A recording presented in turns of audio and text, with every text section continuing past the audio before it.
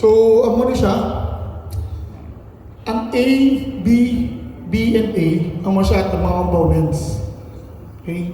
So, amo ni nga na standard na measurement kasi mamangkot sa mga accessories. Kaya every accessories, may lain-lain na dimension. Actually, we have 3 suppliers sa accessories. Ang muna yung problema naman. Kaya ang iban, hindi magparehas ang screw. Kaya syempre, depende sa design nila. And depende man sa kinanglanan sa kliyente. Okay, next miss. So, muna siyang isa sa mga before na na-install. So, and base mamangkot mga mo ano ang proper nga distance sa mga elbow. So, syempre, ang minimum ta 1 meter lang. Pero, again, depende sa kalayoon sa screw. Kaya sa amon na practice, wala kami try nga magbuho sa bagto. Just to eliminate sa kanang bali na katulog. So whatever na screw nag-exist na ginapalos na namon, then gina-stand sa dako o screw. So usually ang text screw will size na is 8 mm sa mga top. Pero ang amon gina-provide is 10 mm para at least dako siya, mahugot liwat. Kaya iban, ginabalik na para hapos. Pero ito dali na, pero gahalaw siya.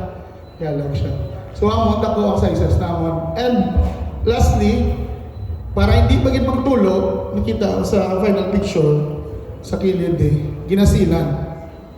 Okay? Para make sure yun yung walang gitulo. Okay? So, nakasunod ang danan. So kung may question ka mo, pwede lang kang raise.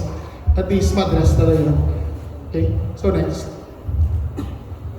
Okay, kanto naman ta sa MC4. So, meaning MC4, para magamit ang PB wire ka, magamit ta sa MC4. So, syempre, ang steps ta, dapat panitan ta na yung wire. Kaya may insulation na sa. So, after that one, i-detach ka components sa ating mga MC4. So, duwa na sa major components sa MC4 na may metal, which is ang munang contact, and ang plastic, which is ang munang insulator to prevent sa mga tubig or kung ano mga suludan ng mga bagay. And this is usually the cause ng sunog sa balila, sa solar. Ang magandang major reason na kay maski hugot ang aton na pag-creep or pag-connect, may tendency na kung hindi siya gid ang balila na IP65 or IP66 na standard na waterproof, masulod ang tubig. So once masulod ang tubig, syempre may corrosion, may tendency na mag-ground ka. So muna importante. And sa experience mo namon, ang mo man yung isa ka delete sa ating obra. Kaya nga, may ara siya gali, there's 2 kinds ng MC4. Ang duwa ni Blanco no? Female kag male. So ang iban, ang metal, ginasulod sa female. Ang male na metal, ginasulod sa bariskadana na sila. So, isang parehas, hindi madasok, abida dasok na. Then pag-testing ka sa dalom, sa dalom, wala ta may ma-reading na voltage. It's because open sa galit, portion ng click.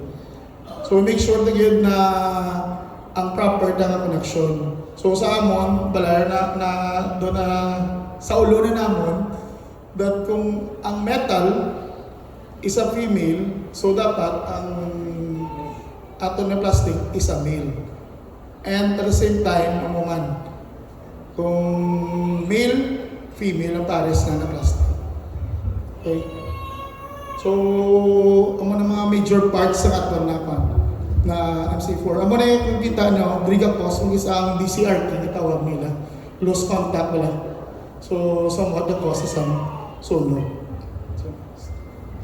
So, karoon kung may free time ka, ari hambal ko, kung sino gusto yun, pwede namon kamo kada kanto day and i-demonstrate namon.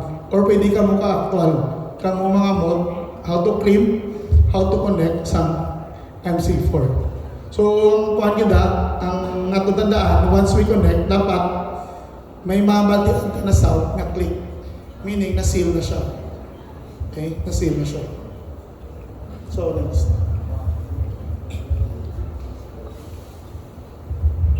So, syempre, aside sa